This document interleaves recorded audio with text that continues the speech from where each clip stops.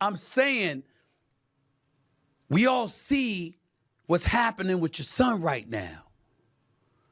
It's kind of hard. Clearly took exception to some of the things that he heard me say, and he confronted me about it. Can't repeat the words because they ain't suited for FCC airwaves.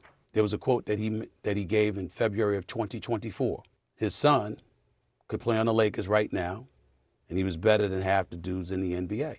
And when he talked like that, and what have you, anything that goes awry as it pertains to his son, there's going to be a microscopic eye, even more intensified, on Bronny James because of his dad. I never would speak negatively about your son.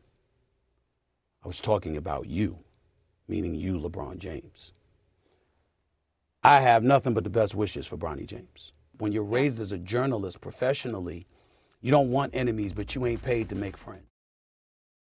Yeah, what's going on, ladies and gentlemen? Welcome back to another great episode of Shit Talking Time with your boy Grubbs, not me, who else?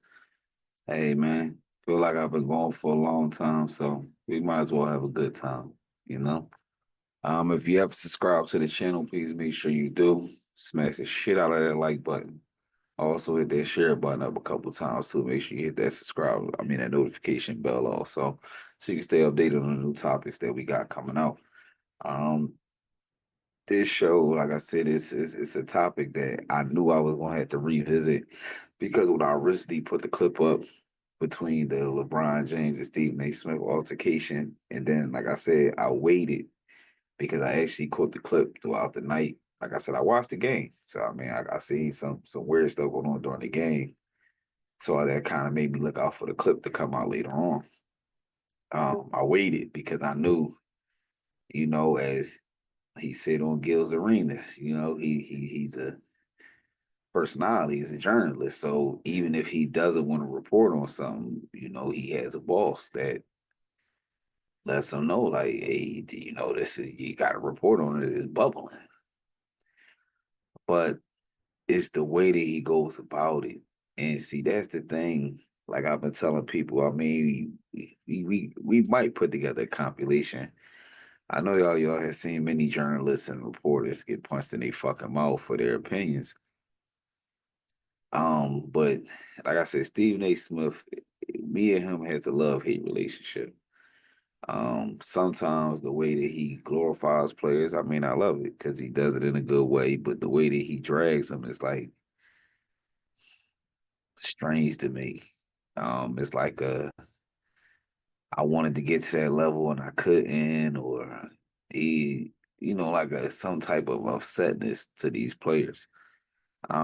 Everybody heard many of debates between LeBron, Mike dealing with him, and it was always like a weird ass narrative to it. And say, I don't know if the world feels the same way as the people out here in the streets, but when we watch ESPN and listen to him talk about certain players, it does seem like a little bias. Seems a little creepy too.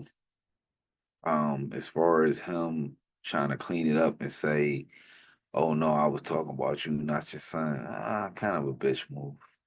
I'm not gonna sit here and say that I never heard Stephen A. Smith critique or say anything about Bronny James playing. A little piece that I read today from Scottie Pippen Jr. actually made a good point by saying he sees the progress in Bronny. He see the benefit of him going back to the G League and coming back in. He said he sees him working out the cobwebs, which anybody would.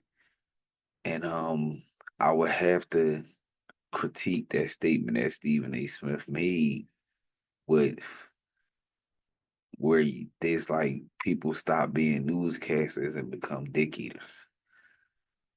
Okay, he's Bronny James. He's LeBron James' son. A lot of cats' sons came through the league and washed out. But I don't remember them getting this much head than any player. So maybe it's not so it's his father's fault because he was great. So when Mike's son then washed out, was that Mike's fault? I didn't even really hear anything about Mike's sons playing outside of college. Barely heard him playing in college, but nobody cared. To me, myself, I'm gonna put this statement out, and I'm gonna say that it's just a natural hate and bias towards LeBron James, and it's just weird as fuck.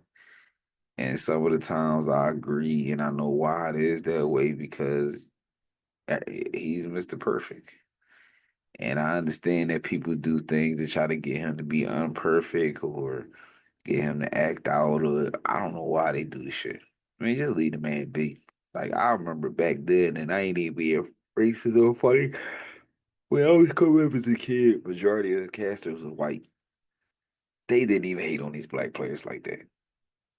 And I tell people, Stephen A. Smith, you kind of tread the line as Uncle Tom, bro. Because if you look back at all these players, like when them African American dudes was killing it, them motherfuckers, well, you would have thought they was African American the way they would talk about them. It was no bias, it was no hatred. It's like they put our color on as him, and it is so much negativity, and he called it saying it how it is.